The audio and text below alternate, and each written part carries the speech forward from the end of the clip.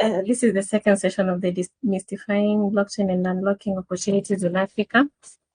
So we'd like to know more about Web3. So we started with the basics last week. Yeah. Yes. All right. Thank you. So moving forward, today I have a presentation called Applications and its use cases of Web3.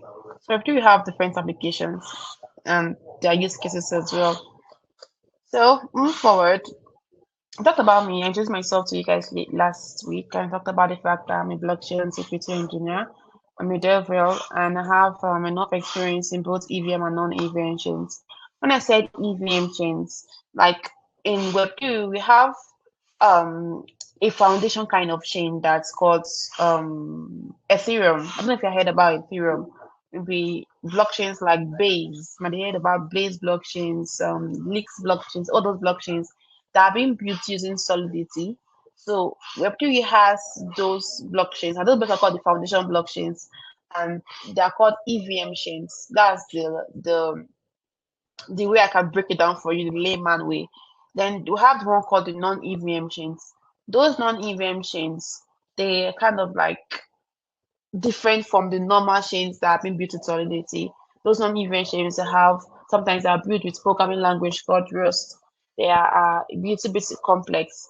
And for the EVM chains, majority of the times they have like a consensus mechanisms. Last week I talked about something called consensus mechanisms.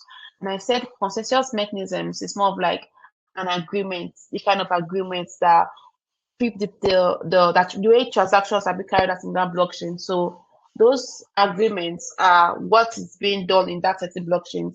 And there's one called proof of stake. I talked about it last week. That proof of stake means when validators come in and take a certain amount of Ethereum to be able to validate a transaction or a data. And I talked about the fact that these transactions are more of like data, there's certain data on the blockchain, and that data can comprises of maybe the account that is sending, maybe transaction of money, maybe an account that is sending the money, the account that is sending money to, like from and to, then the amount that is being sent, and the timestamp. Timestamp means the time and the day, the hour, the seconds, like that's what it means. So all those things that come together, they're all like a transactions, and those transactions like a block of data you get. So Ethereum itself, it uses a consensus mechanism called proof of work, and the non-EVM chains like let me say Solana, they use the one called proof of stake. So other chains have their different consensus mechanisms. It depends on the chains and depends on the validators of that chains. So moving forward, today we're going to talk about how Web3 moves from the theory aspects and how the talk I'm talking about, and also to more practical way of how Ethereum moves. And it moves through smart contracts, it moves through decentralized application. I mentioned last week, I don't know if anybody remember why I talked about smart contracts. Anyhow, you kind of remember it. Do you remember inside talk about smart contract last week? Anybody here? Let me just check the chat. Smart contract. I mentioned it last week about more of like a executable code that is being carried out in the blockchain. And I mentioned last week that, for example, in the Web2 aspect, coming from the technical aspect, we have the front end and the back end. And the back end of the Web2, that's what powers maybe an application or probably this platform I'm currently talking to you right now. I have something called the back end, right? The back end powers it. But from the Web3 aspect, we have more of like a different system called the backend is called smart contract because the smart contract powers it. Smart contract is more of like a code, executable code, like it's more like an agreement. So if, for example, I want to create a system whereby let me say a lottery system, or let me just say an agreement system. Maybe both of us we want to bet on something. We want to bet the fact that okay, if Shetty and Mario are playing a football match, if Chelsea wins this match, I'll get to have $1,000. But if Chelsea lose the match, the $1,000 that I put into that platform will be transferred to you. So instead of us just having this agreement among ourselves, we can just create a random smart contract that this smart contract is going to execute based on the conditions that have been set. And these conditions will be getting from real-time data. So once this is being set, immediately whoever it is that wins the match, if it's Chelsea or Mario, whoever it is that wins the match, based on the condition, the money is going to go straight to that person. All these agreements, all this logic is being done on the back end of it. And that back end of Web3 is called more of like a smart contract. Do you understand me? Yeah.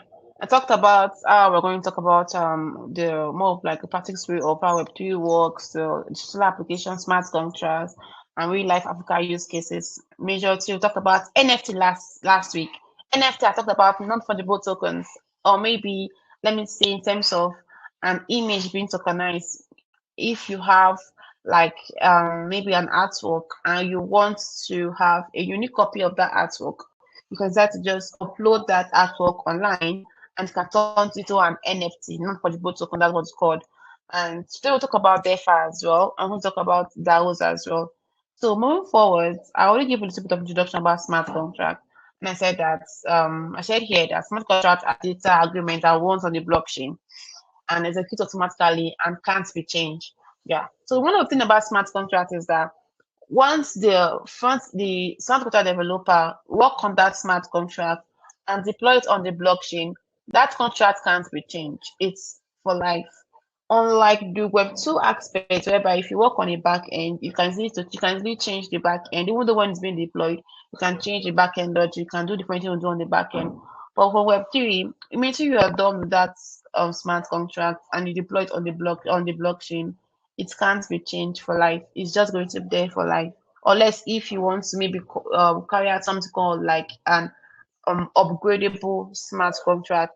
Those upgradable smart contract, although that copy of that contract that was deployed on the blockchain won't be changed, but a new copy will be deployed on the blockchain. You're having a new transaction hash and having a new details. But the previous one that was once deployed can't be changed. So I have a little bit of copy of a smart contract here. So this is a smart contract that's been deployed on the blockchain. It's currently loading. Okay. Yeah. This smart contract deployed on the block. This is how it looks on the blockchain.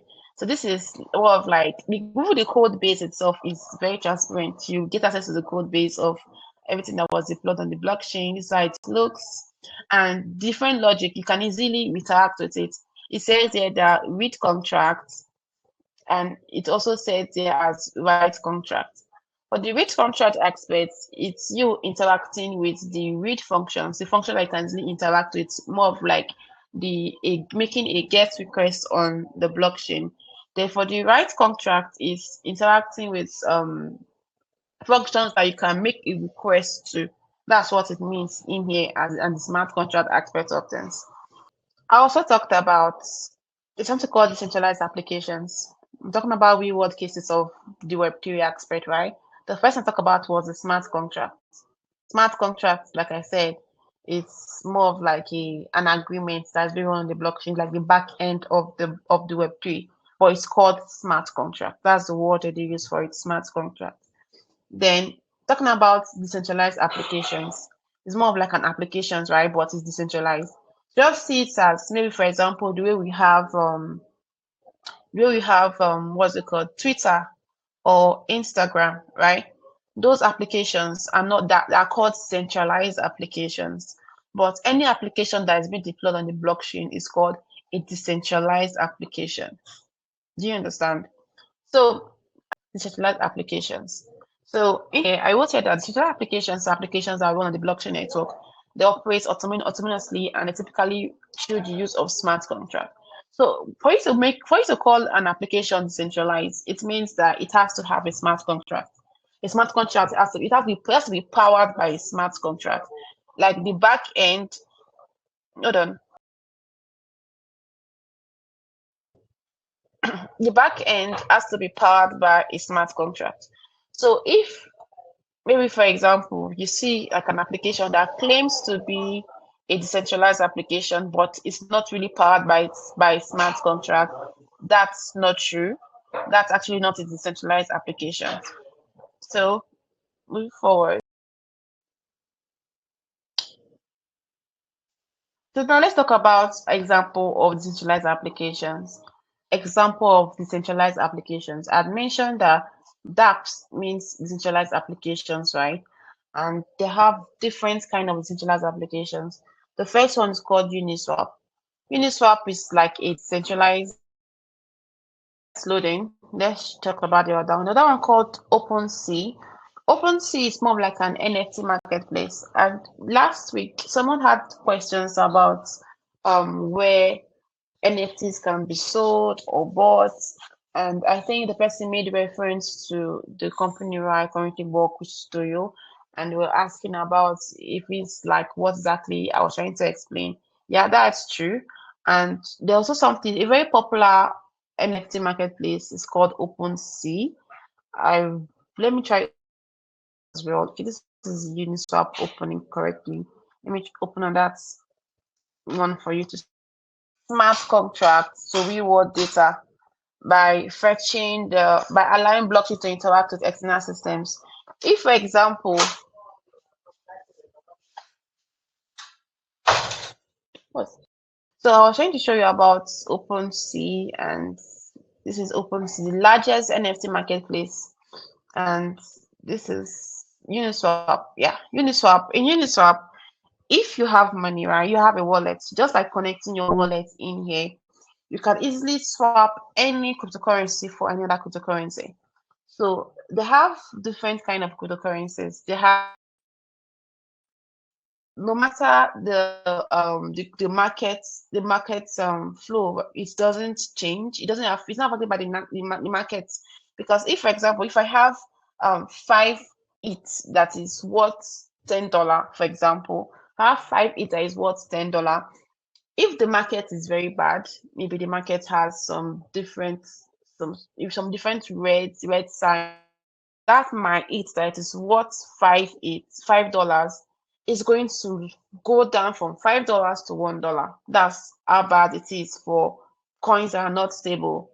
But for stable coins like something called USDC and USDT, those stable coins, if you have $5, no matter how bad the market is, that your $5 will always be $5. No matter what's going on, it's just going to be $5. And I'm trying to show this, but it's not working. So with Uniswap, you can easily swap maybe your Ethereum token or any other token to stable coins or to any other token you want to swap it to. That's how amazing this Uniswap is. It's just used for swapping in the blockchain. Then for OpenSea, is being used to trade different kind of NFTs. You can see that someone just 0.022 it.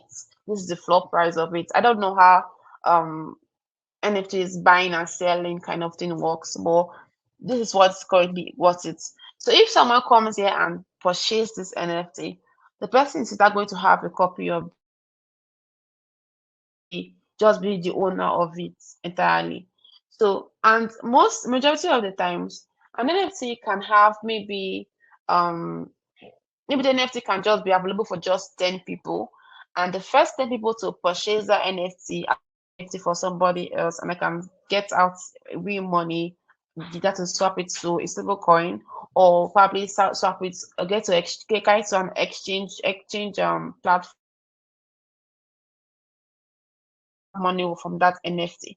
But if there's some other people that be like, okay, I don't want to swap the NFT, I want to keep it. And why they are keeping it, the market can go from being bad, like for example, you see in here that we have a red sign at this right hand side. This red sign means that this NFT it's down by 2%. Then this plus sign in here means that this NFT is high by 2.5%, the green sign. So if, for example, now when I bought the NFT, it was down in here by 2%.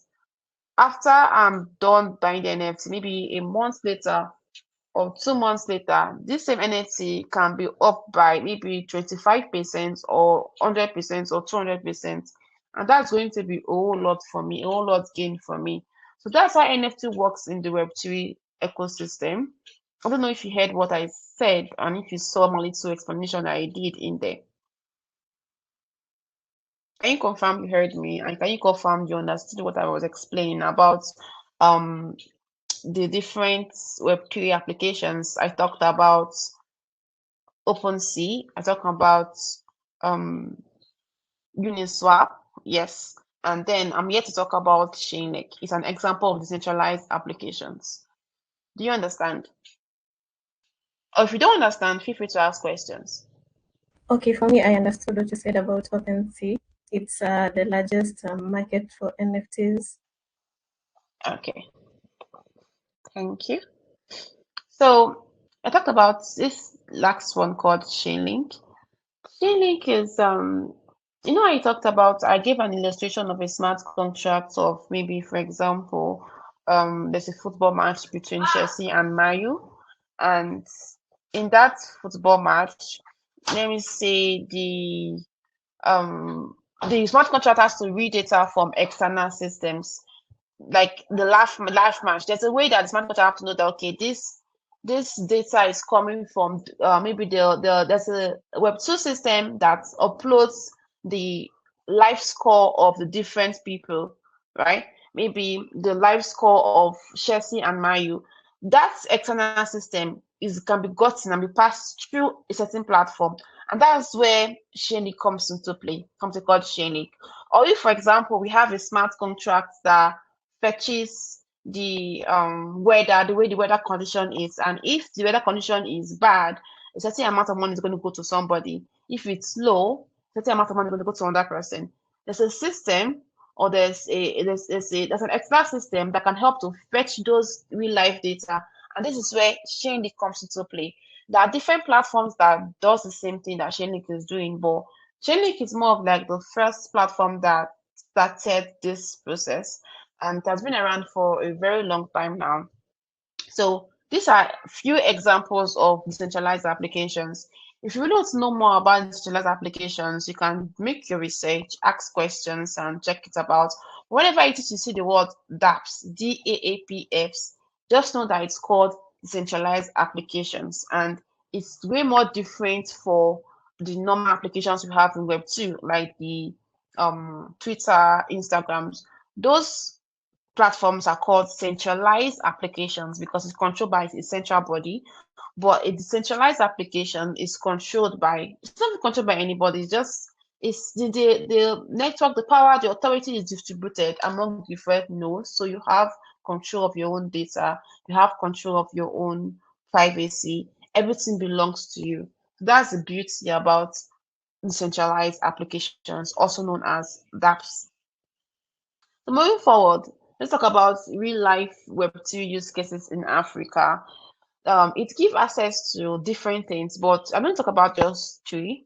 One of them is financial inclusions. So you might be hearing a lot of payments. I don't know if you have heard about it in the tech space, but it's talked about a lot in cross-border payments and using stable coins and all. So Web3 has brought this life-changing opportunity to the whole body. Like, for example, we have a blockchain called Stellar. Using Stellar blockchain, you produce, like, create and build different cross-border applications to Ghana, to any African country, or probably to anybody in the world. Like, if you're using the normal Web2 system, you're sending money from one place to another place. It takes days. It can even take weeks. But using Web3 applications, it just takes seconds. And these currencies that are being sent, or it's called tokens or coins, that are being sent in the Web3, they're going to be equivalent to the exact amount of money that you will spend using your local currency. So if, for example, now currently, $1 is worth 1,500 naira here in Nigeria. If someone sends me a stable coin of maybe let me say $10, I can change that. But I'll receive the money immediately, like within seconds. I've received the money, and I can change that money from cryptocurrency to my normal local currency, and it's going to be worth the same amount of money. Do you understand? That's how seamless it is, and that's how different blockchains have brought their different solutions. And one thing I love about Stellar is the fact that they have there's something called gas fee, like transaction fee. Like it's almost the same thing and almost equivalent to what your bank would take for transaction fees. I don't know if your bank does that right now. My bank does that a lot. That probably monthly I take like some amount of money from my accounts for different charges. So, but for the blockchain aspect, for the EVM chains like the Ethereum, they take a whole lot of money for gas fees. If you are sending money from somewhere to from one account to another account, you take a whole lot of money for that. But blockchains like Stellar, for example, it's very, very little, very, very little, and it's not way more like the normal EVM chains. It's so much different. So, and I'm pretty sure there are still other blockchains, maybe someone like Solana. So that see a bit little, but I can say currently right now the blockchains with the very low amounts of gas fees, Stellar, and that's why Stellar helps a lot in cross-border payments. If you want to do something on cross-border payments, I think you should look very much into Stellar. Then for agriculture, last week someone asked a question about agriculture, about how agriculture can help as well for the blockchain space. So there's something called supply chain and maybe farmer identity and all crop tracking and all. Blockchain can help with that one. There are different blockchains on it. I think currently there's one called Adira. Adira blockchain helps a lot with tracking. Yeah, I made a little bit of research into it and I saw that. But I've not really interacted with Adira blockchains. I've not really gotten my hands dirty there.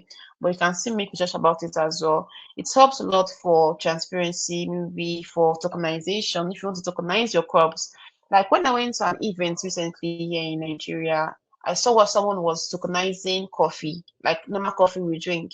They were like, it's more of like a project. They were like, for this project, something about buying coffee, get tokenized and all that. But the person was able to bring coffee into Web3, and it was really amazing. When I tested the coffee, it was cool. But I couldn't really get the logic of how the person actually interacted with the blockchain or integrated blockchain to the system. I didn't really have the time to just ask those questions. When I heard about it, it was very, very nice. This goes to say that whatever it is you're doing, as long as it's a beautiful idea, as long as blockchain can just fit into it, you can bring blockchain to anything you want to do in Web3 space. Talking about the identity and governance, so visualized applications has created solution for identity, and there are systems like transparent voting. That there are countries whereby voting is not really transparent and there are a lot of foul plays in voting. But with the help of Web3, with the help of decentralized voting, voting can be very transparent. If, for example, they say, okay, between two parties, a party has 1,000 votes, another party has 500 votes, you can clearly see and confirm the blockchain that, okay, this actually did happen. There's no foul play there. This party actually had 500 votes that was said. So this is what blockchain is doing. But for a lot of countries, they don't really accept Web3 like that because of the transparent nature, and they do believe other times it's been used for money laundering actually. So I really still want to blame them. But I feel if Web3 can be accepted everywhere, if crypto can be accepted everywhere, it will make life so much easier for people and to make a whole lot easy. And I don't know that there are a lot of people that use crypto underneath that don't really talk about it because of the scared of the government and all. But those people that use crypto, the blockchains that use crypto, the project that use crypto, you notice that it's so much different from every other Web2 blockchain. It makes it so much different. So I really do hope that hope and pray that I'm going to see you ladies building something amazing in the Web3 space. It's going to be very good to see and watch. So that's it for this real life Web3 use cases in Africa. So let's talk about NFTs, DeFi, and DAOs. I mentioned last time that NFTs, my formula of NFT is called non-fungible tokens, and they're more of like unique digital assets on the blockchains. E.g., you can tokenize art, you can tokenize music, gaming, and light. And when you want to time tokenize, you can tokenize it. But I have decentralized finance called DeFi. The short meaning is called DeFi. but it's called decentralized finance. I'm very sorry about my noisy background. Very sorry. Just moved to a new place and it's so noisy. So it's called decentralized finance. And centralized finance is more of like do banking at a bank, carrying out different transactions without having a bank. That's the beauty of decentralized finance. For example, you want to do any kind of money transactions, you can do that without even having a bank. That's just a short form of decentralized finance. And majority of the time, you can do that with lower gas fee. And you can do that with anybody anywhere in the world. Majority of the Web3 platforms, they pay using crypto. And when they pay that, they don't even use a bank for that. So can you see the beauty of Web3? And I talk about, I don't know, I think I gave a little bit of illustration about that, centralized autonomous organizations. And I talk that it's more of like giving power to the community. That's the word I use for it. Like for example, a decision to be taken in a project, someone can cast a proposal that okay, I want this project to move from A to B. Then people that have access to that token can start voting for that proposal. Either you vote for it or you vote against it. Can you see? That's the beauty of it. Oh, someone said I've never really used that for understand the difference between dApps and centralized applications. Thank you so much. Some tabs that I think you can easily use. I want to really advise you to use Uniswap because you don't really have what's it called, knowledge about trading, but you just the first thing you have to do is you have to have a token, right? But if you want to get a normal token, I would advise you to use the other ones for you can use to get tokens. I don't know if Bybit works in your location. It's called sure if it works in your location, but you can check it out, Bybit or maybe Binance. You can easily get any token you want to get. And while you get it from there, if you having your no normal accounts, you can transfer the token from there to a hot wallet like this, your MetaMask, and then you can easily swap it for anything you want to swap using your Uniswap. If it's Binance, yeah. Great to know you have used Binance. So you have a little bit of history on cryptocurrency. Hold on, let me. What's the next one now? Okay, yeah. So just a little summary. We're almost done. Today is not really going to be that much. I talked about smart contracts. I talked about centralized applications. I talked about example of dApps. I talked about real life Web3 use cases in Africa. I also talked about NFTs, DeFi. This is little things that I planned for everyone today, and I hope that you understood everything I broke down because it's beginner aspect, so having to the intermediate aspect. So we started with the beginner aspect last week. Today is more of like the intermediate aspect. So I'm going to go a little bit more deeper next week. But this is all I have for you about Web3 today. The applications, the real life, the NFTs, the DeFi, and the different applications that you have in Web3. So do you understand? Do you have questions? I think I'm done with my slide. Once again, I'm very, very sorry about coming late. Talk was very bad. And I'm sorry about my noise in the background. Okay, someone said that do you think the government and banks will adapt to blockchain in the future? Um, Currently, I heard in news here in my country that government accepted cryptocurrencies. I'm not too sure about that information, but I think I heard from the news. Although it's not really 100% accepted, but I think it's going to accept it. And I think one of the blockchains that's really going to be very much acceptable is going to be Stellar. The reason why I think so is because Stellar helps a lot with cross-border payments. And if you keep building something like this, the government definitely going to have any other shows and don't to accept it. I remember when there was a crisis, was it in Egypt? Stellar helped in sending a whole lot of amount of money to that country through a government program. I can't really remember the exact thing, but it helped a lot during that period. And the government of that specific country, I can't remember the country, was very happy with what Stellar did. So I do think the next 5 or 10 years that to have no other reason than to accept. Because to be honest with you, Web3 is still very Web3, and the next 10 years, all these things you're getting for free, you're not going to get it for free again. You're going to start paying good amount of money to learn Web3, and that might be a little bit late for you, because when you're supposed to learn it in the next 5 years, it's supposed to be like an OG, and now. So I feel you should be grateful that you have to just learn and interact about Web3 and to get introduced into the blockchain space. It's a way of me telling you to kickstart your career in Web3. Even though you have something doing right now in Web2, you can bring what you're already doing in Web2 into Web3. Like you can bring it. When I first started Web3,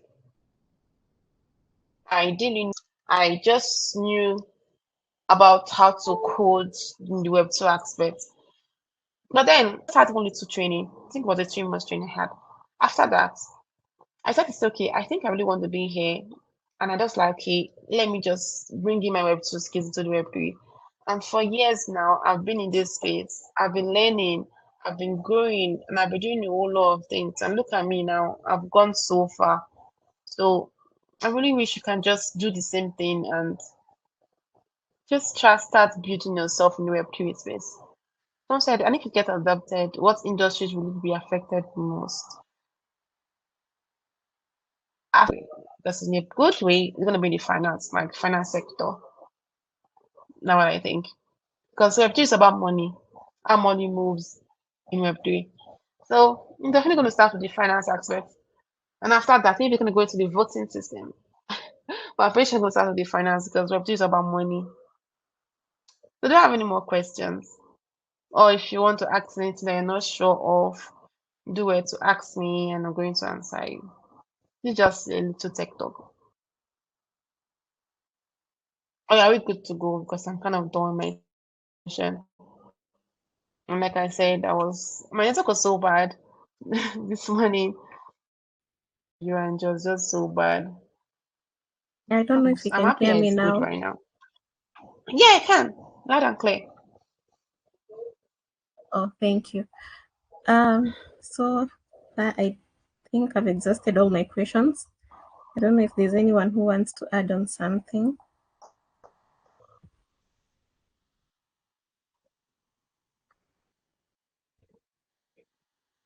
But so far, I have learned a few things from today's session. I'm looking forward to the next session, which is next week.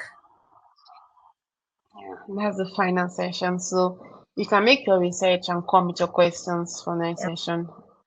And we can just dwell on it and discuss about it. Make your research and Yes. get to know more about Web3. And I really hope to see you guys again Yeah. next week. It's a better network. I can see people are still typing in the chat.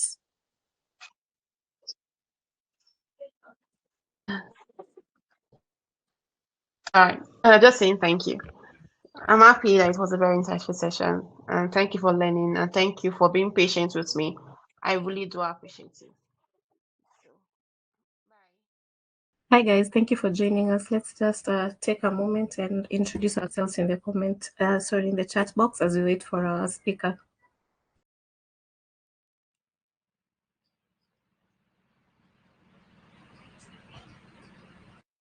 Yes. Hi, can you hear me? Yeah, I can hear you. Okay. Just let me when I can start. Tell me when I can start. Let me share my screen.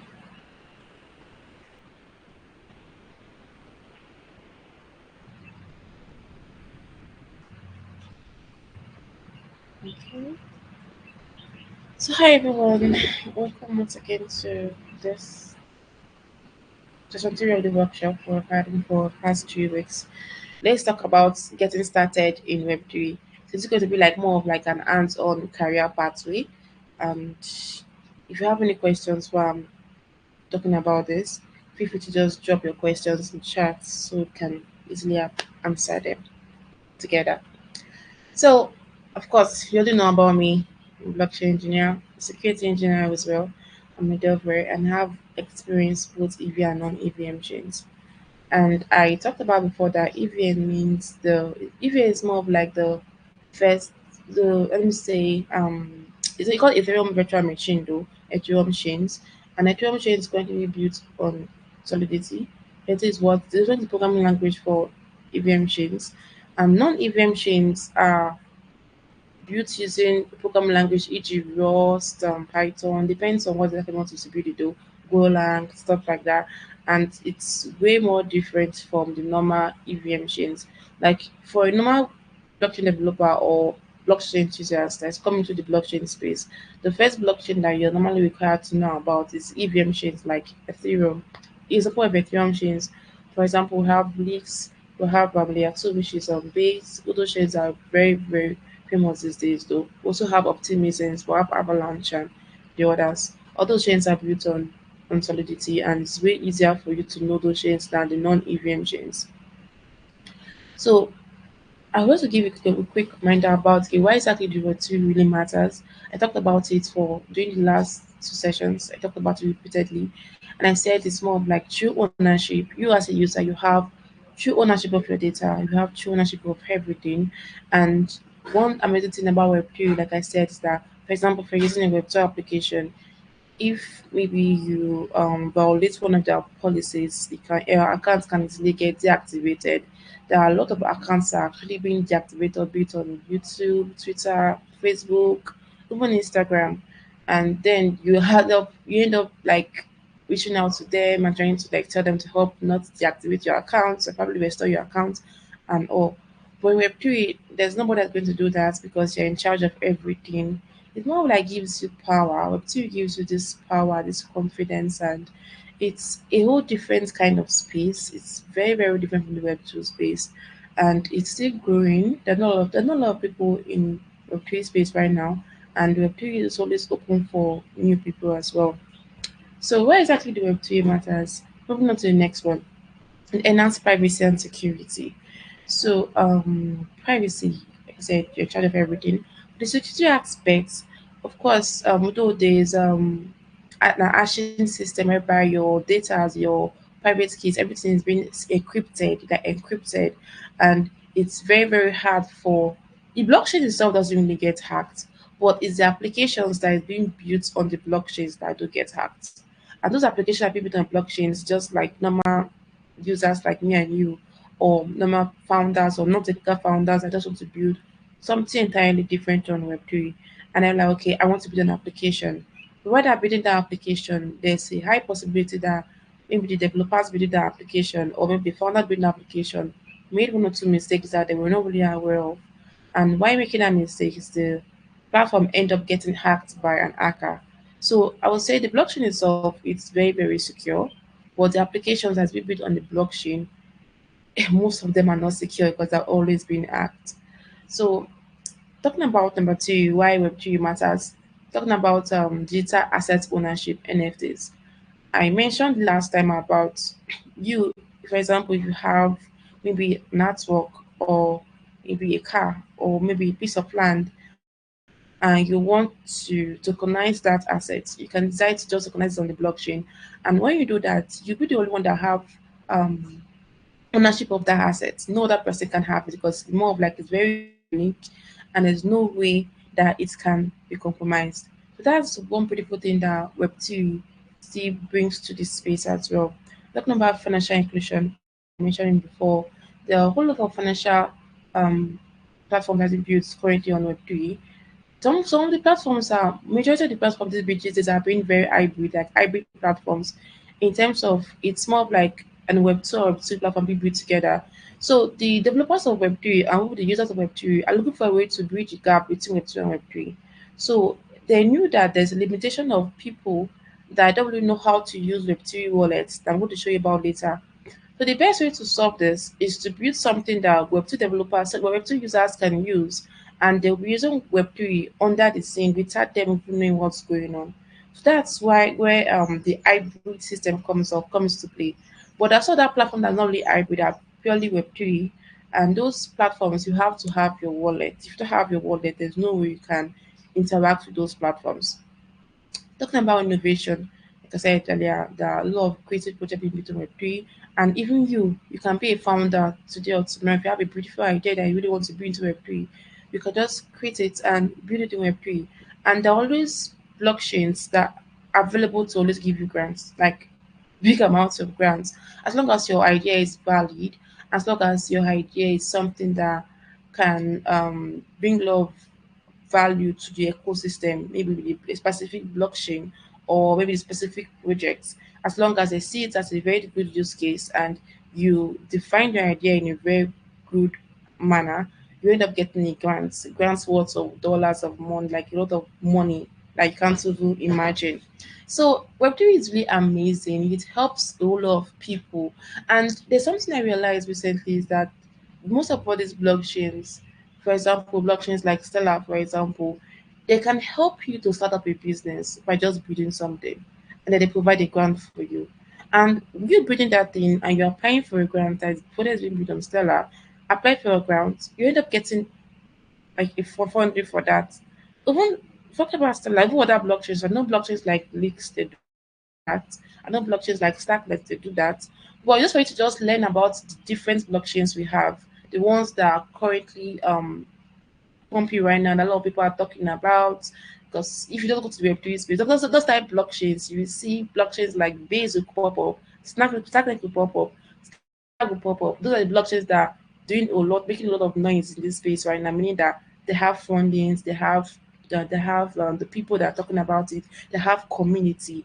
Web3 is mainly about community. If a Web3 project is being built and doesn't have community, then that project is not really a Web3 project at all.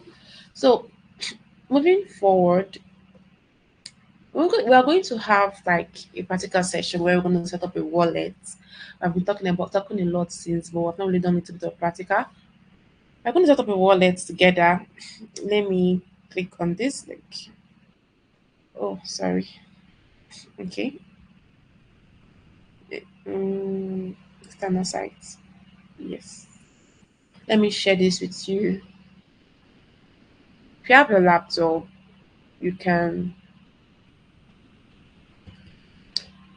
put this in your laptop and install it. If you don't have a laptop, then you can just maybe download on your phone. Maybe just search for MetaMask, download the application on your phone. Or you can also do this on laptop. This is an extension. Clicking here, there'll be something about get extension. Click on the get, on allow, add extension, wait for it to load. And that is loading. Let me click on this other link again to connect to different chains and ABM chains. Click on this link. I can share this as well. Okay. Okay. So this has been added to that station has been added to our browser and is now installed. So if I come here, look at it here, it's already in here, right? And I click on this extension. I hope you saw what I just did just now. Let me go back.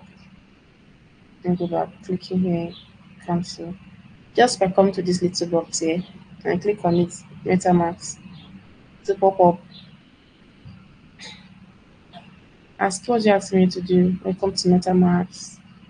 Okay, accept, and then scroll down, agree. And now I have to create a wallet. Since I'm a new user, what I have to do is to click on this button to create a wallet. But if I have an already existing wallet, I can just click on here to import an already existing wallet. But since I'm a new user like me and you can just click on creating a wallet. Let's use Google. You have a net. Okay, have this one in here. So let's use secret recovery phrase. Either you want to use any of this though, but let's check this and see what's about. Okay, yeah. So I have to create a password. You can see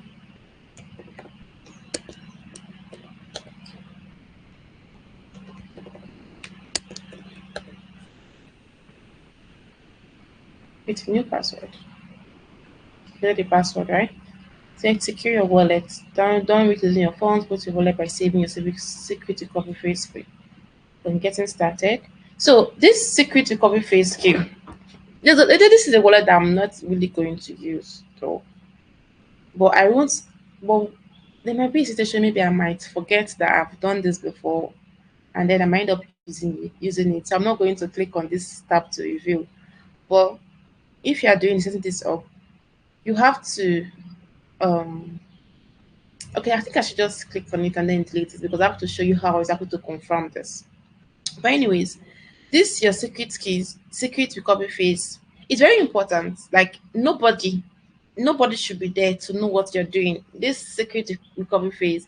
If me as a user, if I end up having this wallet, as having this phase, I can hack your wallet.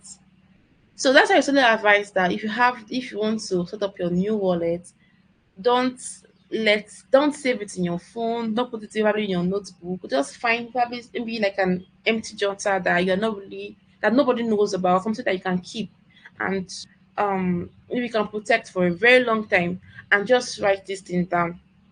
Write these things down because it's very, very important. If you lose this your secret recovery phase, you have lost your access to your wallet, like you cannot really get it back.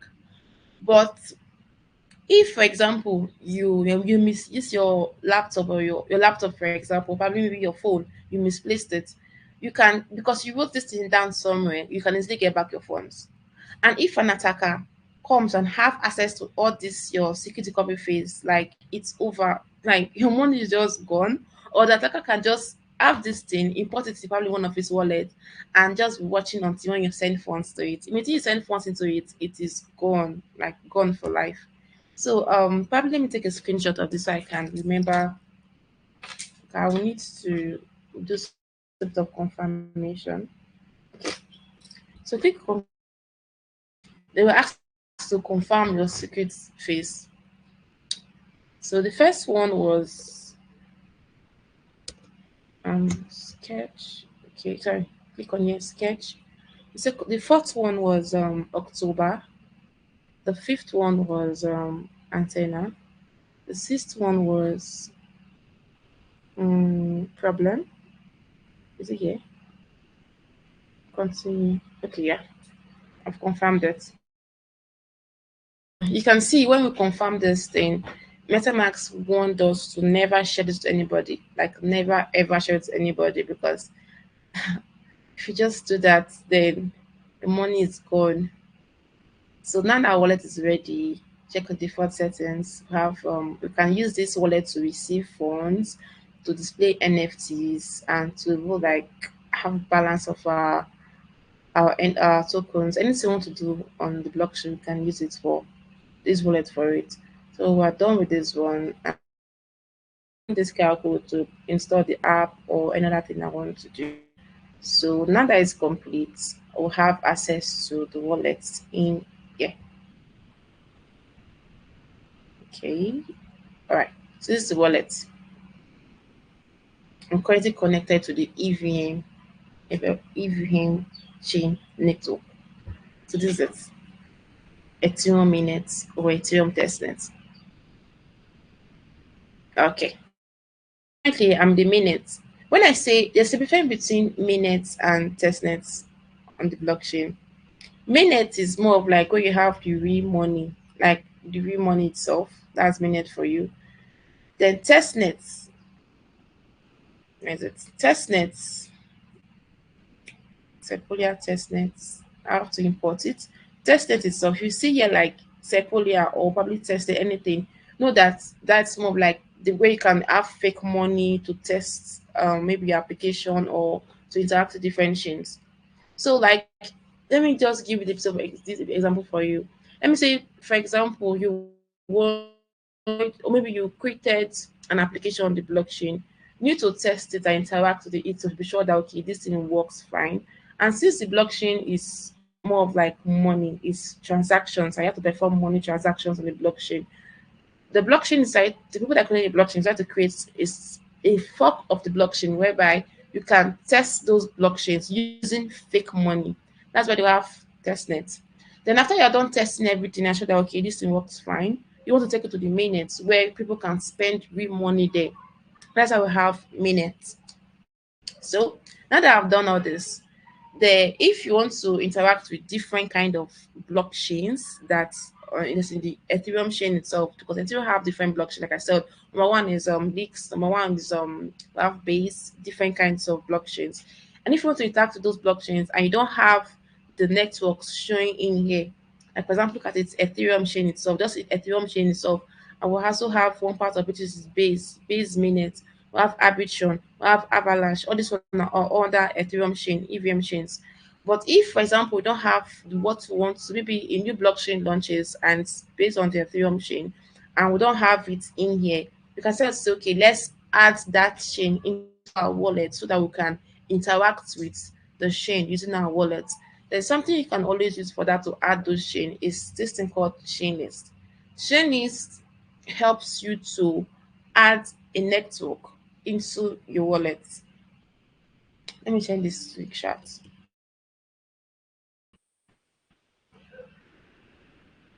Sending. Okay. So if, for example, I want to interact with BBN chain, maybe BBN smart chain, which is BSC smart chain, and I don't have it in my wallet, I can say, okay, let me add it. I'll just come here, click here, check what is it about. Okay, then click on connect wallet. Maybe I click on connect wallet. My network bonds, my wallet to pop up, but hold on, I think it's affecting my network. Click on include testnets too, so that I can have this testnets and the mainnet of the blockchain. Hmm, not typing. Why is not typing? My network.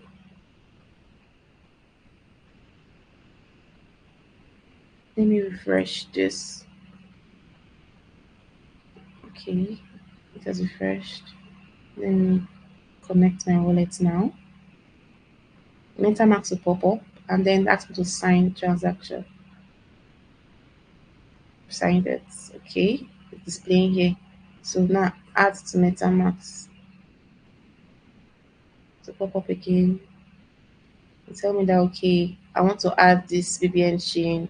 I'm adding this network to MetaMask, giving the permission to use it, blah blah blah blah blah, kind of thing. And then I end up approving it. So once I'm done doing that now, if I go back to my wallet, that it has been added here. And I added both its mainnet and its testnet to into my wallet. I have BNB chain here. Do I have base chain? Let me see if I have base chain. I have base mainnet. Let me check if I have base testnet. Base. There's base mainnet in here. Let me check if it's okay. Approve.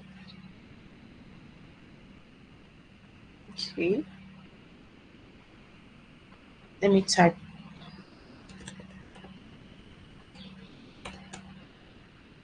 And one thing you also have to know is that most EVM chains, they call their testnets different names. Sometimes they call it Sepolia, which is the Sepolia. Sometimes they call it we Oliski, different thing, but it's mainly called Sepolia testnet.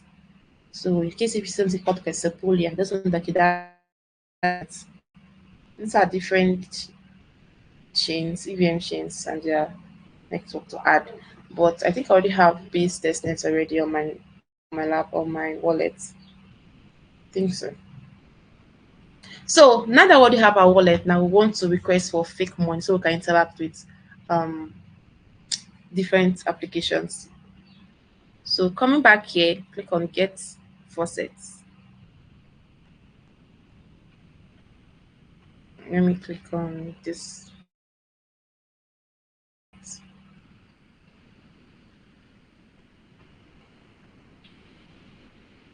Let me send this. So I'm done with the classes, I will send the links to all the slides that I've taught for the two sessions. So in case if you want to go through it, you can easily go through it and learn from it. Okay. So in here, I can get free testnets. The tokens that is being used to interact with the blockchains is called faucets, and the blockchains is called testnets, but the tokens is called faucets. I know you are surprised with different names I'm talking about, though, but you have to get used to it. So you can see that we have base sepolia. Now I told you that the the testnets of some blockchains are called sepolia. In here, this one is called Ethereum Oliski. Depends on the name they want to call it. So it's called testnet. It's called sepolia. Whenever you see all these names, sepolia, Oliski, testnet, doesn't that okay, this is just the normal testnet of it. But if you see mainnet, know that that's for the real money. So if I click on yeah, but for this platform, you have to sign up first. You have to sign up through maybe your Ethereum account. You can connect your Discord, your GitHub or your Discord. But let me see if I can use my wallet for this.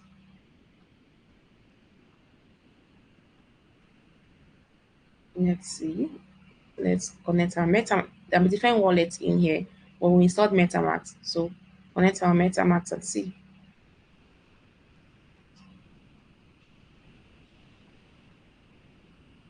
Okay.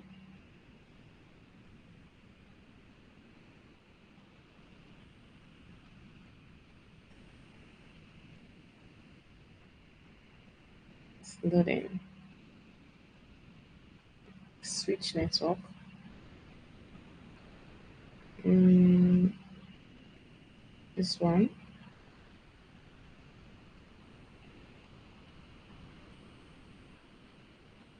I'm having issues connecting it here.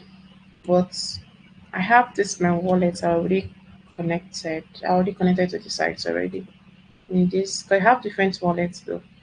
I have one here, I have one there, just to protect myself.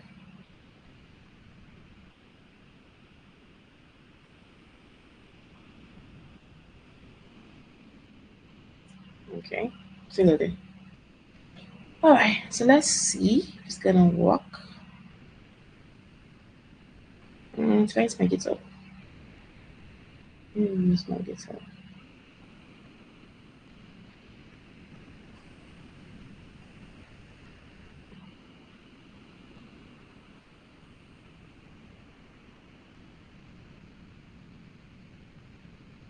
Okay.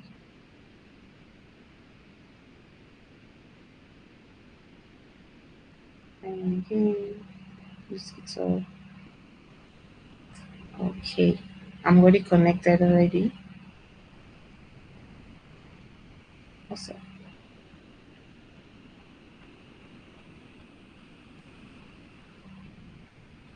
Okay, I'm connected already.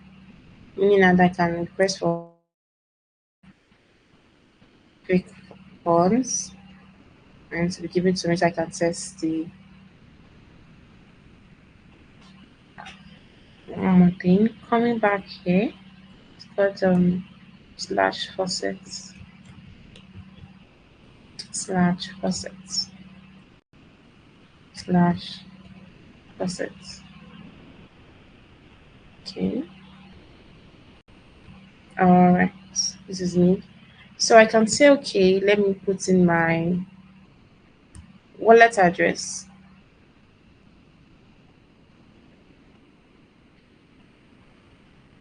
Come here and copy it. I already have fake money already, but let me just take extra. Take extra. Then paste it here and request for it. And one beautiful thing about this platform is that there's no occasional minute. You can add if you don't have it on connect your wallet, you must go into EVM wallet chain first. Okay. So you ask me to switch to connect to EVM wallet chain. Let me come here to I'm here on Sepolia, base Sepolia testnet. Connected to this one. Let's see if it's going to send. Okay. For this site, it's required me to have, if I can collect fake money from here, it requires me to have like little amounts of what's it called, of mainnet tokens before it can send me faucets. The reason why they are doing this is because they realize that people come here to just drain the platform. So just to prevent it from being drained, they just require that okay, you have to be someone that's really active on the blockchain. So you should have a little bit amount of token before you can request for it. But me myself, I already have here already. I already have fake tokens here.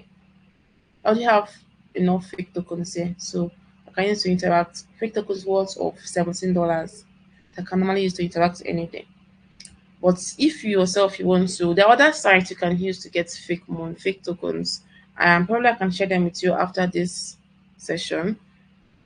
But moving forward, let's just move forward to the next slide. Before I proceed, do you have any questions or are we good to go? Any questions or do I sound confusing? Let me know. I think it's not confusing, but I'm coming from a perspective of someone that knows. So I'm like, okay, this is very good. So, yeah. So one of the applications we want to interact with is called Uniswap. Click on this link here. It takes you straight up to Uniswap. And I already have it opened in here. It is this Uniswap. To swap tokens from one token to another token. And let me send this in case you just want to just click on it and just check it out. So you want to buy Uniswap. Uniswap is, like I said, it's swap token for one token. You can buy, you can sell, you can trade tokens on maybe Ethereum, Base, any kind of blockchain you want to trade it, except blockchains like Solana or blockchains like Stellar. But EVM chains, of course, you can get it from here. And Uniswap, it has, I talked about testnets and the mainnet, right? I said testnet is where you first of all deploy this application on the testnet first. And after deploying it there, you want to make sure that okay, everything is working fine there. People are testing it to interact with it using fake money and everything. Like I told you, I already have fake money in here, like what of $17. I think what of is it base or it I have it here. And I can use to interact with this. I've also test it, right? Whereby after they're done testing it, they will move on to the mainnet. So when I came to this application, first I want to check if I'm in the testnet or if I'm the mainnet. I just came here, this settings icon. I checked the mode, testnet mode. I enabled it to testnet mode. If this thing is off, it means that we're currently in the mainnet. So you have to have real money before you can interact. Notice something. When I switch off this thing, you can see that it showed here that my balance is 0. Mean I have 0 worth of Ethereum tokens. When I switch off this to on, it showed me that I have 0.38 worth of ETH tokens. Do you get me? Meaning that it's reading my fake money I have in my wallet. So if I come back and go back to my wallet, what I'm using to interact with this.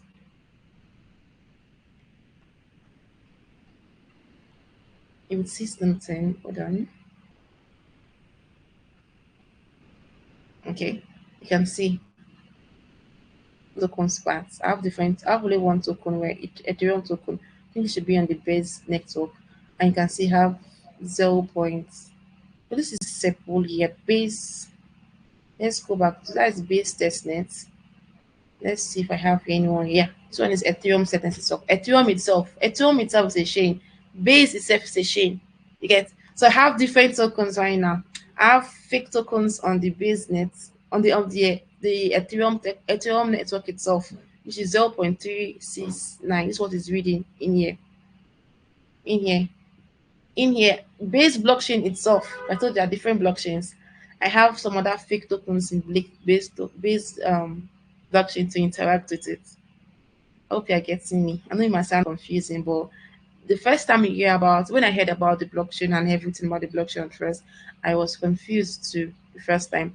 But the more I started interacting with different, the more I started learning about it, it started making sense. And over up to now, there's some things that I'm trying to learn in depth, like about the development aspect, that just sound a bit confusing.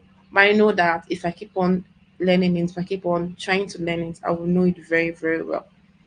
So let's try to swap some tokens. Since I have 0.3 is 9 worth of Ethereum tokens. I can try to say, let me swap, or maybe all everything, or 75% worth of my tokens, or 50% or let's swap 25% of my tokens. You see, came here, I'm selling this, and since I'm selling this, I have to buy something. So it's more of like I'm giving some. It's like a trade and barter kind of thing. I give you some certain amount of my money. You give me some certain amount of my money. Like we're trading a money for that money. Like I don't have what you have. So since I don't have what you have, I need to give you what I have to take what I don't have. That's what is going on in this Uniswap. So if I come here, there are different tokens I want to get. I would search for it. Okay, what exactly can I get from this platform? Since I have to search for it, let me search for, can I get for USD? The stable coins. Can I get that? Um, can I get fake tokens? Let's see. Clicking on, I can get this USDC. And if I told you about there are stable coins in the blockchain, stable coins meaning that they don't change. For example, if I have $10 worth of USDC or USDT, if I have what is like $10 worth of it, even if the market is bad, if for example the market is going up and down, maybe the people are buying or selling, because when you buy something from a token, you buy out of it, it will dump, the price will dump down. If you sell, it will more like not if you buy from it, sorry. If you are buying from it and having, it's definitely going to pump. If you are selling what you have, it will dump. So stable coins like USDC or USDT, they're not really affected by the market, they're just stable. That you have, it will still remain $10. But if you have maybe 0.0 so it's worth of it, that money can be worth $10. But if that money, that token you have, maybe the price of Ethereum market goes down, so maybe it's a lower amount, that money you have will no longer be worth $10. It might be worth $8 or probably worth $7, depends on how bad it goes down. But if you have stable coins with you, no matter what happens, you just be at rest, you be at peace. You know that okay, my money is not going down, my money is just stable, my money is just there. So that's why it's always advisable that if you want to hold tokens in the blockchain, hold it like USDC or USDT. And you can hold these stable coins on any blockchain. They have USDC on Base, USDC on Sepoli, on Ethereum itself, USDC on Avalanche, on Solana, on whatever blockchains you want to have. Those are the stable coins they have, and they're not affected by the markets. So now to trade what I have tokens that are affected and tokens are not affected, right? I want to trade normal Ethereum tokens I have for these stable coins. And click on this, that okay, this is what I want to trade, telling me that are you sure you want to do this and all, blah, blah. Do your research, make sure it's not like a token that's not good. Or said okay, no problem, I've heard you. And then click on continue. When I click on continue, let's see. Okay, so it's trying to fetch um the price. If my laptop is lagging a bit. Okay, so it's telling me that okay, this stuff I want to trade. I want to trade this amount of Ethereum, which is 0.0092 worth of it is worth $1,291 USDC, which is dollars. This is what it's worth. This is what it told me that this is what my so you can see that it's fluctuating. Like it was what 0.7 something now it's what 1.84.3. Meaning that the market went up or was it down? Not too sure. I think it went down. I think it was higher before. Then it went down. See, it's not stable. So I have to be smart to make sure that I'm swapping it immediately I have the money. So if I click on get started, it will just swap or probably has to do something else. Okay, let's see what happened. Please turn on testnet mode for developers. I'm already in testnet. Okay, swap may fail. Make sure you're sure you're swapping. No problem. Accept. Accept. Swap. Now it has to confirm the swap. And now,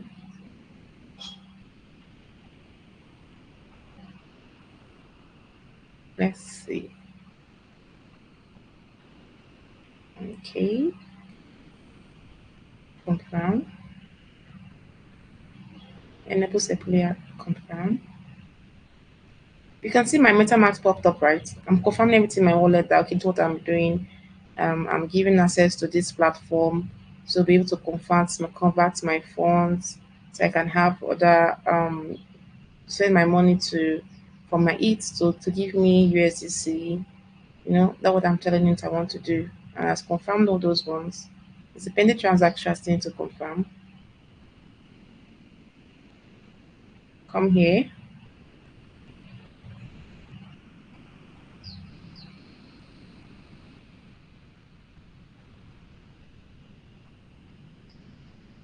Okay.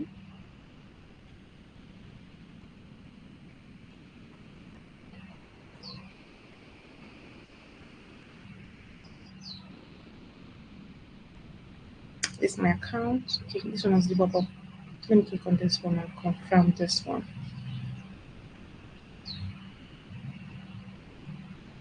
Confirm.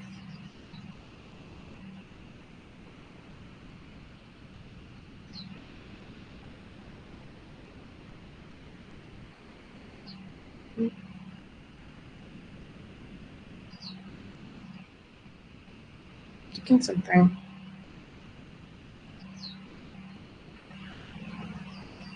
Let's see if there's any pending one here. There's one in here.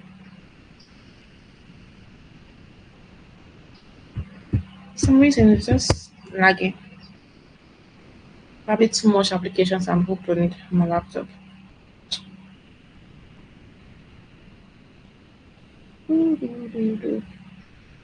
It's lagging.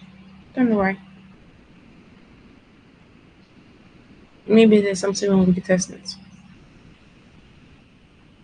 Let's check if it's going to work this time around. If it doesn't work, then we have to try that on our own just to avoid wasting time. Okay, still loading and loading. But while that one is loading, there's another platform called Lens Protocol. Lens Protocol in here, it's more of like a social financial application. I have it open in here. Lens Protocol. I guess issues my network, that's why it was taking time. Let me take in Lens Protocol. So you can exploit this one, know what it's about. I think they would did like an airdrop with like giving people free money just for interacting with the applications. Some application does that too. They give you free money to just because you interact with the application, and maybe if you interacted during the time whereby they are about to give money, they will just add your wallet to it, and then they will just airdrop some money to you free of charge. People do make money with that in this space, but I really don't like it because it takes a lot of time. And me myself as a developer, I don't have time for doing this. I don't have the time for that. I spend most of my time doing things that developer related, so I don't have time for all those ones. So maybe you can just go through this during your spare time and just know what it's about. It's like a social financial application. So maybe you can just check it out later on. Let me send this to the chat. So moving on, there are other applications, digital applications that you can interact with, you can trade, you can buy things, you can use your money to do different things on the blockchain itself. But all these things you are doing, you don't have to do KYC, you don't have to do anything complex. You can see right. I didn't even spend more than 5 minutes setting up my wallet, and I can use that wallet to receive money. I can use that wallet to trade the tokens. I can use that wallet to probably send it to somewhere else, maybe centralized, where I can exchange those tokens for local currency I can spend in my country. So there are a lot of things you can do. There are a lot of different kinds of social applications on the blockchain you can interact with. And a lot of applications are being developed every day, every minute of the day. So now talking about Web3 career paths, there are different kinds of Web3 career paths. But The ones that are well known, let me say three major ones. We have the technical rules, the non-technical rules, and the hybrid rules. When I say technical rules, that's part of what I'm currently doing though, which is like a smart contract developer, a full stack blockchain developer, security auditor, protocol engineer, all those big words you hear, people that are more of doing like professional things in the Web3 space. And funny enough, Web2 developers can who come to Web3 space and learn how Web3 is, what's about, and they can become a Web3 developer as well. And for the non-technical roles, we have community management, manager, maybe the marketing side of things, the design side of things. What would I go to again? Let me say content writer. A lot. There are a lot of it, but those parts are non-technical. I don't really have to learn about the technical side of things. You just have to just know about maybe little knowledge of what Web3 is, and with that you can work with brands. You can build your own self in the space as well, and you can probably become a founder. It depends on what you want to do and depends on the leading you get or you receive. And there are other hybrid roles, hybrid roles like developer relations, relations, a mixture of both technical and non-technical roles. Meaning that for a developer relations, which is like a dev role, you have to know the technical part of things. You have to know how the technical side works, and then after learning that you have to learn about community management. You have to know how to manage people, how to manage developers, how to relate with people outside of things. And one thing I know about developers is that they don't really like coming out. They love just being inside. But if you're a dev, well, you have to come outside. You have to talk. You have to build yourself. You have to have like a social media presence. You have to do things online. You have to be known in one way or the other in your feed. That's why it's called hybrid roles. Whereby the technical writing, for technical writing, you have to know technical things. You have to have knowledge about technical things. It's not just like normal content writing now. It's like you're doing technical writing, know how the technical things works a bit, and then you have to know content writing itself as to position your content. Hybrid will be more complex than the normal rules like technical or non-technical role, because you have to have a balance of both roles. You have to have a balance of maybe the technical side and non-technical side, and having that balance, merge them together, you then become an hybrid. Hybrid, you're being the hybrid part of things. So it's really complex, and it's not really easy for people doing that as well. We also have research. There are people that are researching about both how the probably in-depth research of how the technical side works. Other people just want to research about projects, probably how what the projects are being built on. So be like, okay, I'm searching how the project is built on the base blockchain. And project is used with maybe has a smart contract. Okay, what's smart contract about? Or maybe the backings of this project, who's backing this project, like different things they will start researching about. But those people have to go in things that normal people want to know. So it's very complex. But if you're going to the Web3 space, I would advise you to pick a path. Whether you're going for the technical side, or you're going for the non-technical side, or you're going for the hybrid roles. So don't just come into the space having this mindset of, okay, I want to just come and do airdrop, because a lot of people are doing airdrop tax just to get little money, and then they will just be doing things I don't even know what they're doing in the space. If you come to this space, have a plan. Okay, what's your plan? What do you want to do? You want to build a long-term career for yourself, or do you want to just build something you just want to just have little money and just walk away? If you are building a long-term career for yourself, like you're going for the technical side, probably not the non-technical side, it means that you are telling yourself that before you start making good amount of money in this space, probably can take like 3 to 4 or 5 years. And while you are doing that, you are still doing the other things that can still give you little money. But you know that you are building a solid career for yourself.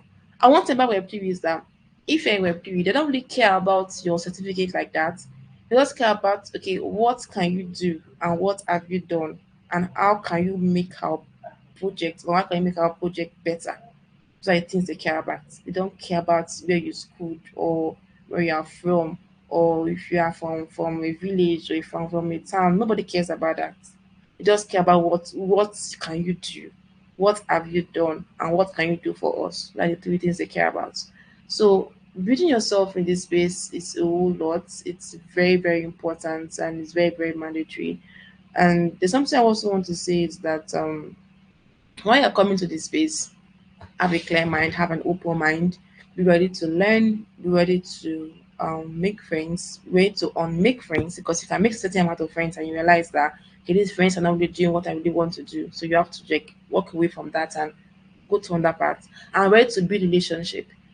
Relationship is what will make you stand out in this space. If you don't have good relationship around you, people you can reach out to and you can probably tell them to help you in times of need, and then they can also help you. You can help them. You can they can help you. Can help them, and you can more of like giving value. If you don't have value to give, people will not come to you. So being able to give to people, like give to them, and then they'll give back to you. It's like almost like a trade and barter when you're doing. So it's a whole lot, but you have understanding about what I'm talking about. So you might be thinking about okay, where to start in Web3? Where exactly can I start? I'm lost. What will I do? The first thing you have to do, if you are a developer, of course, you have to have a GitHub account, create a GitHub account, look for different open source projects, contributions. There are different open source projects, platforms, organizations, companies that are looking for people to build with them from the scratch. So you can reach out to them like, okay, I don't really know much, but I would love to contribute to this project. I would love to volunteer for this project and work with this project and learn. If they see that you're willing, like you're really willing to this, and you know what exactly you want to do, they will give you a chance, and you can use that to just grow. While you're growing, you're learning. You learn about Web3. Like there's one open just now called learnweb3.io. You can learn about it from there. Like there are different little courses that you can take. Let me go back to the site. That's when I talked about having faucets from it. This is it. Learnweb3.io. Coming back in here. Let me remove this. Yes.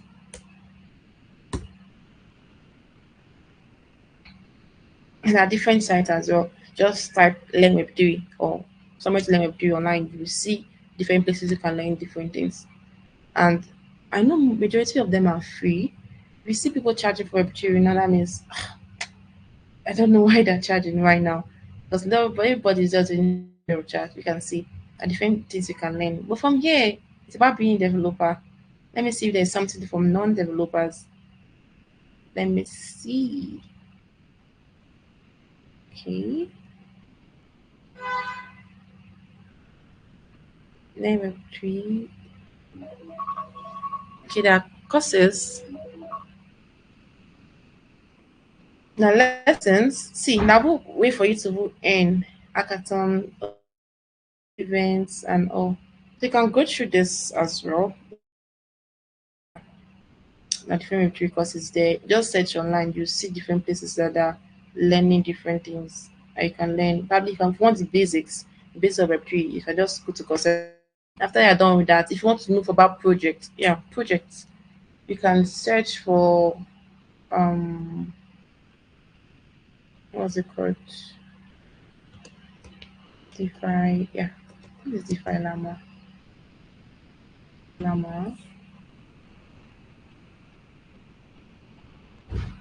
And if you can just go to just make sure you investigate and check if they are genuine or if they're not genuine, because most of the Web3 projects they just want to come and launch the token um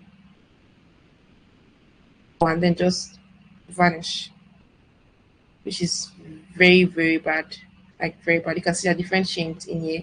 Like, see different projects under Ethereum, Uniswap, Compound, different projects under Ethereum are doing want to learn this. I really want to go into Web3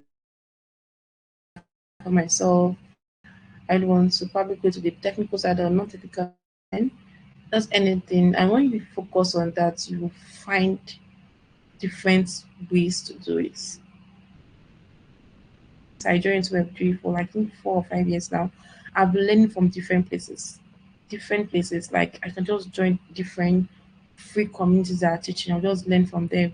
Just learn. When I'm done learning, I will look for somewhere else of skill again. I will learn because it's free of charge. I'm not paying for it. So why should I not learn? I can join different places and learn. I learn from everywhere. And right now I'm still learning.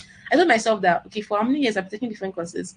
Okay, this is the last time I don't want to learn anything. I'll just stop taking courses. This is my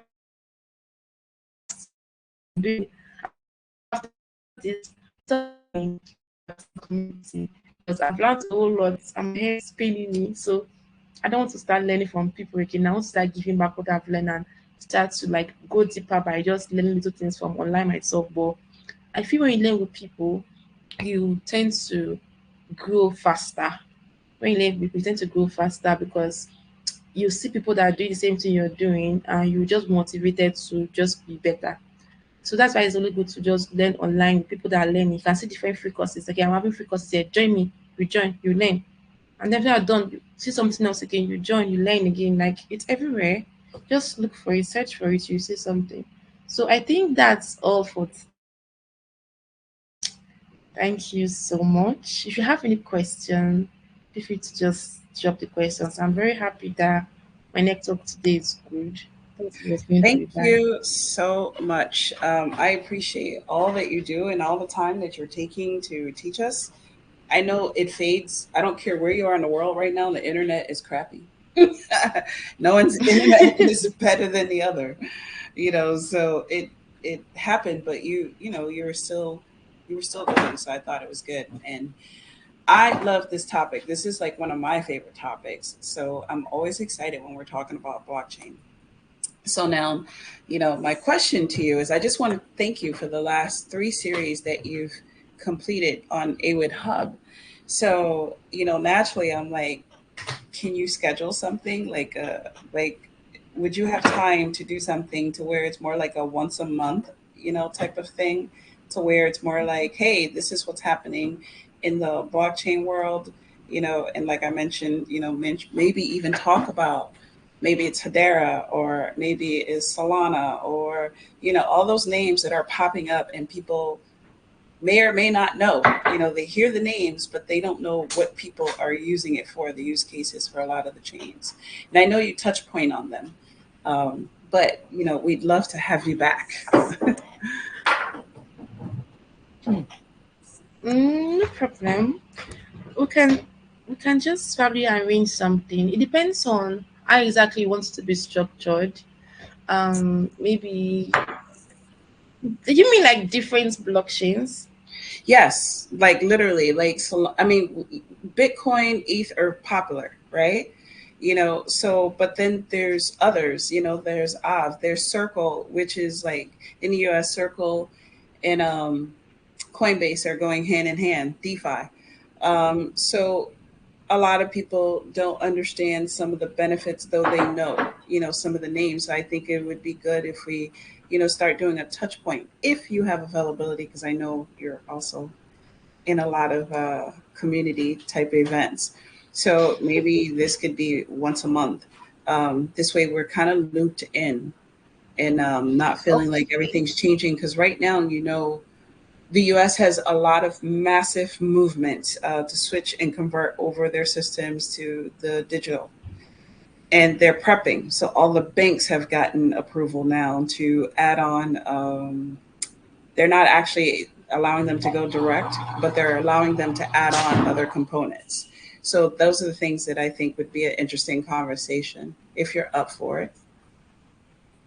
Okay, I think something we can work with. We have to plan it and see how it goes. Okay, cool. All right, so we'll let you get back to us. However, I just want to thank you for these last 3 sessions. They've been super informative, and I know we've gained a lot from it. The community has gained a lot, and we'll be posting like the full video on YouTube.